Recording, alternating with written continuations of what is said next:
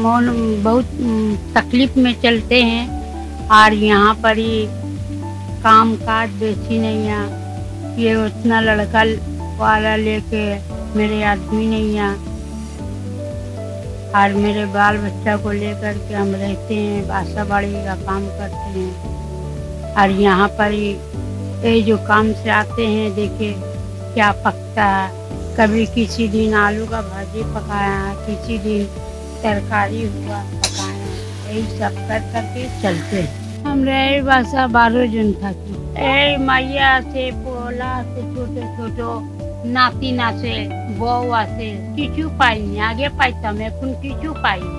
আগে দিত, এখন দেয় না। আমরা এই বাসা বাড়ির কাজ করি। আমরা এই যে পানির কষ্ট, বাথরুমে কষ্ট, এই যে আমাদের গোসলখানা নাই, গোসল করি বাইরে। 12 জন থাকে। ও যে উপরে ভাঙ্গা আছে, আছে এই যে কি কাঠ আছে, কাঠে উপরে বাল বাচ্চারে ঘুমাই। গরমে আমরা তো এই চিপা চিপি ঘুমাই। আমরা যখন স্বাধীন হয় নাই, এই আন্দোলন চলছিল 71-এ, ওই সময় আমরা এই যে এটা স্কুল আসছিল, কিন্তু এটা ভিতরে মনে করেন সব রুমটা বন্ধ ছিল, ভিতরে চেয়ার টেবিল বেঞ্চ বন্ধ আছিল। আমরা ওগুলা সব বাইর করে তারপর এটা ভিতরে ঢুকছি।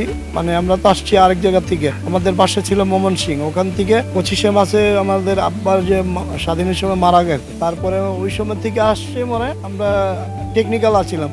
ওখানে আন্দোলনের সময় 9 মাস ছিলাম। ওখান থেকে আসার পরে এখানে ঢুকলাম, এই যে আন্দোলন চলতে সময় এখানে ঢুকলাম।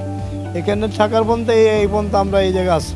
সেটা আমরা অনেক কষ্ট করে চলছি আর অনেক কষ্ট করে আছি। কারণ কি আমাদের মনে করেন কোনো সরকারি হিসাবে আমাদের মনে করেন এই পর্যন্ত সরকার এটা বলে নাই কি আপনারা এখান থেকে আপনাদের এটা চাকরি আছে, আপনাদের এটা পড়ালেখা আছে, এইভাবে আমাদের সরকার দেয় নেই। আমাদের সরকার এই পর্যন্ত আমাদের কিছু দেয় নাই।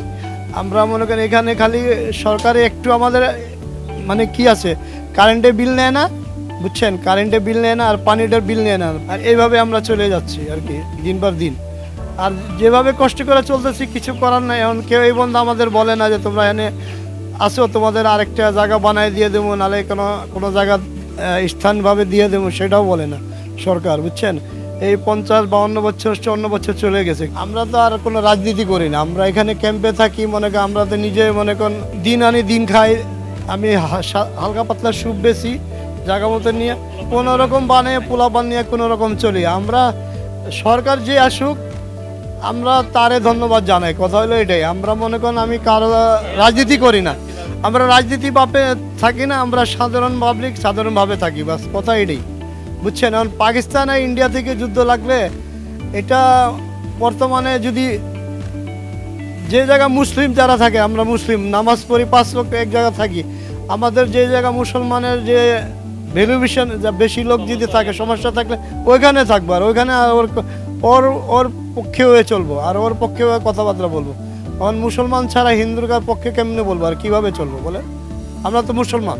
আগে ছিল একতলা, এক রুম ছিল, এক রুমে মনে করেন 24 জন 10 জন 20 জন 25 জন থাকতো। তারপরে কিছু জায়গা করে দুতলা করছে, দুতলা করে কিছু আবার সংসার হয়েছে, বিয়ে বাড়ি হয়েছে, আবার একতলা বাড়াইছেন, 3 তলা করে ভালো বিল্ডিং করে ভালোইছে। তারপরে থাকার জায়গা হয় না, অনেক কষ্ট। আমরা বাতাস পাই না, আমরা থাকার অনেক কষ্ট। আমরা রাত্রে ঘুমাইতে পারি না, আজকে আমি নিজে ঘুমাইতে পারি না, অনেক কষ্ট করে দিনের বেলা 12টা পরে উঠছি, এমন অবস্থা, রাত্রে ঘুমায় আয় না, যে গরম যে বলার বাইরে। ওই আমাদের বাসা ভিতরে বাতাস ঢুকে না, সবাই চিপা তো, আপনি তো নিজে দেখতে পাতো, সে চিপা। আমরা অনেক কষ্টতে আছি। কারণ সরকার চাইলে অনেক কিছু করতে পারে ভাই, আমরা তার কিছু বলার এটা ভিতরে নাই আছে। আমাদের দাবি আছে যে আপনি দরকার পড়লে এখান থেকে আরেক অন্য জায়গা নিয়ে যে কোনো জায়গায় আমাদের বাসা ঘর দিয়ে দিলে, পুনর্বাসন দিয়ে দেয়, তাহলে তো ভালোই আমাদের জন্য। আইডি কার্ড দিচ্ছেন না, এটা শুধু আমাদের এখানে একটা নিরাপত্তাও দেন না, খালি দিচ্ছেন যে আমরা ভোটার হয়ে গেছি। শোনেন, ভোটার হয়ে গেছি, কিন্তু ভোটার থাকার কারণে আমরা কি পাইছি কোন তো? ভোটার থাকার কারণে কিছু পাইছি? আমরা এখানে কিছু পাই নাই।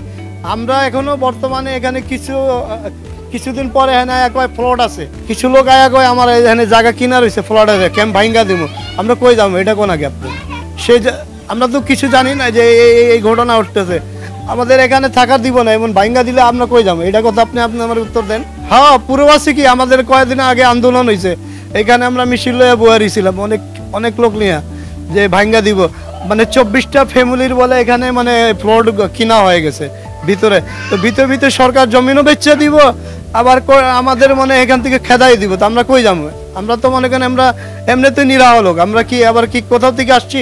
আমরা এখানে স্বাধীনের আগে থেকে আসছি। আমরা পাকিস্তান আমলে যখন আমার বাপ দাদারা যে বাটোয়ারার সময়, মানে বাটোয়ারা হয়েছে কি ওই যে 52 সালে নাকি, ওখান থেকে সবাই বলে এটা পাকিস্তান, এই জায়গাটা পাকিস্তান ছিল, আমাদের এই এলাকা পাকিস্তান ছিল। এখানে আমরা পাকিস্তান মনে করে আসছি যে এখানে আমরা ভালোভাবে থাকবো, মুসলমান মিলে এক জায়গা থাকবো। কারণ স্বাধীনের পরে আমরা যে কষ্ট পাইতেছি এখন বলার বাইরে। আর পাকিস্তান সরকার আমাদের জিগায় না যে তোমরা আসো, নিয়ে নিমো, এটা করবো ওটা করবো, কোনো ব্যাপারই কোনো কথাবার্তা নেয় না। পানির কষ্ট, কারেন্টের কষ্ট, বাথরুমের কষ্ট। দেখেন পানি কল লাগাইছে, কিন্তু 4 বোতল তো পানি নিয়ে যেতে পারবো না, 2 বোতল পানি নিয়ে। নিজের ঘর নাই, নিজের জায়গা নাই, কিছু নাই। এই যে আমাদের বড় বড় মাতবররা আছে, ভাইরা, এরা সবাই দৌড়াদৌড়ি করছে, কি রে আনছে আইনা সমাধান হয়েছে, নাহলে আমরা রাস্তাঘাটে দেখুন বইতাম। আমাদের পানি নাই, কারেন্ট নাই, আমাদের ঘর বাড়ি কিছু নাই। সরকার আমাদের অন্য জায়গা দিত, ঘর একটা বানাইয়া দিয়ে দিত, তা আমরা শান্তিতে থাকতাম কি যা এটা আমাদের জায়গা, এখান থেকে কেউ খেদাইতে পারবো না। কিন্তু আমাদেরকে সব জায়গাতে খেদাই, ওইদিকে যাই যাও, ওইদিকে যাই যাও, কত যে চলতেছে আজকে 30-40 বছর থেকে। যখন হর্ষ জ্ঞান আল্লাহ দিছে আমাদের, এইটাই হুনতাছি কি এইটা না হুনতাছি, যাও গা।